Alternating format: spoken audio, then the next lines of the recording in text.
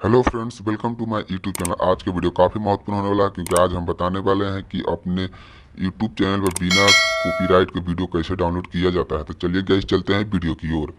Video की ओर चलने से पहले अगर मेरे चैनल पर नया है तो चैनल को सब्सक्राइब कर बेल आइकन को प्रेस जरूर करना क्योंकि न्यू अपडेट वीडियो डालते रहते हैं। तो चलिए गाइस चलते हैं वीडियो की ओर। सबसे पहले यूट्यूब ओपन करेंगे। यूट्यूब ओपन करने के बाद यहाँ सर्च बॉक्स में लिखेंगे हिंदी सॉन्ग। हिंदी सॉन्ग लिखने के बाद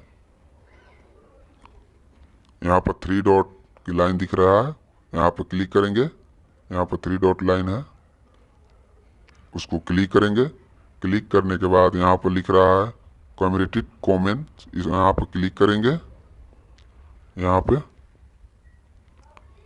क्लिक करने के बाद अप्लाई कर देंगे। अप्लाई करने के बाद यहाँ पर शो करेगा वीडियो। थोड़ा नेटवर्क प्रॉब्लम है। अब इसमें से कोई भी वीडियो को डाउनलोड कर सकते हैं और अपने यूट्यूब चैनल पर अपलोड कर सकते हैं बिना कॉपीराइट के। तो गाइस ये वीडियो आपको कैसा लगा? अगर अच्छा लगा हो तो लाइक करें और कमेंट करें और शेयर करें। Thank you guys.